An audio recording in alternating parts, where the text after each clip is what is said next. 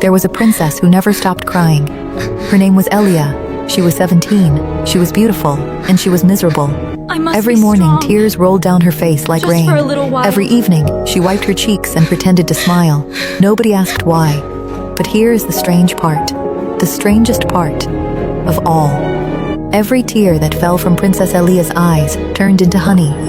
Golden, warm, sweet honey, the most delicious honey in the world. And the king, her own father, had built an entire kingdom on it. The palace jars were always full. The market stalls dripped gold. Rich merchants came from faraway lands just to taste the royal honey. It is magical, they all said. It tastes like sunshine, like memories, like love. The king smiled wide and bowed low. He never told them the truth. Keep crying, my dear, he would whisper to Elia each night. The kingdom needs you. So the princess cried, day after day. The servants were paid well, the noblemen ate well. The kingdom grew rich, and Elia grew hollow. No one in the palace ever asked, is she okay? No one except the bees. His name was Kael. He was 16, the son of the royal beekeeper, a nobody. He carried wooden hives on his back. He smelled like wildflowers and smoke. He had never spoken to a princess before.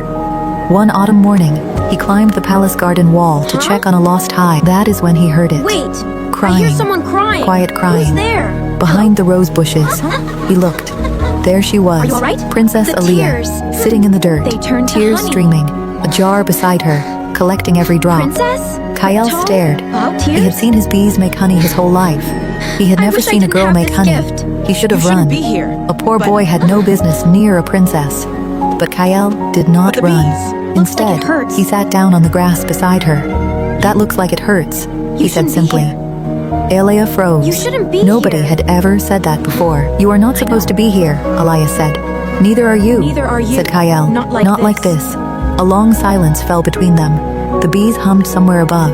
They make me They cry, say the she kingdom said at needs last. my tears. My father, That my the crying court, keeps the the servants. magic alive. They say the kingdom needs It's my too tears. much, Kael. That I am doing something It's noble, not fair, something Elia. great. Do you think it is noble? Do you truly Kael think this asked. suffering is noble? Nobody had ever asked her I never that. thought She about thought it about like it for that. the very first time. No, she I whispered. don't think it is noble, I think it is Kael. just sad. Kael nodded Only slowly. sad. My father My keeps father bees, always he said, said, but he never if you hurts give them to them get the flowers, honey. He gives them space, flowers, and he gives them kindness, space. the bees He is will kind, thrive. and they make more honey That's than any hive in the wonderful land. to hear. Aya looked Tell at him. me, what do you What are you mean? saying? She asked. I mean the truth. Kael looked her in the eye, It's unafraid. time to choose it.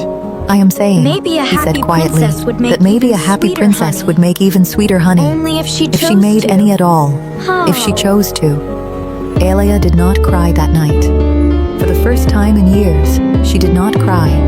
The next morning, the palace jar was empty. The king stormed through the halls. The servants scrambled. The merchants complained.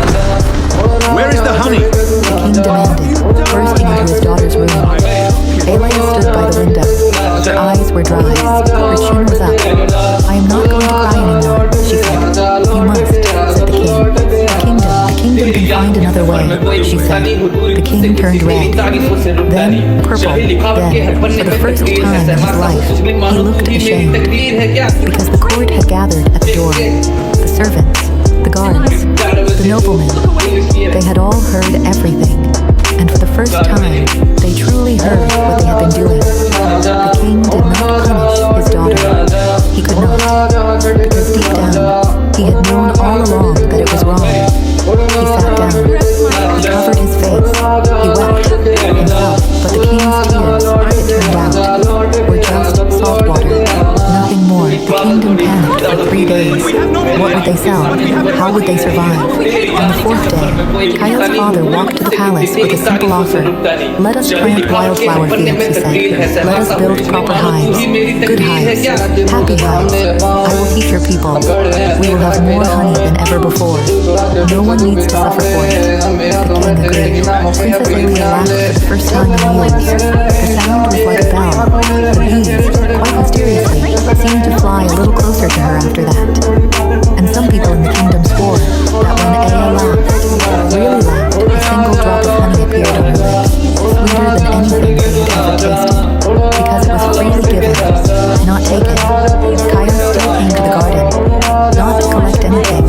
just to talk, just to sit in the sun. The princess looked forward to it every single day, and the bees hummed their quiet, golden song around them both. The sweetest things in life are never taken by force. They are given, freely, by someone who has finally been given a reason to smile.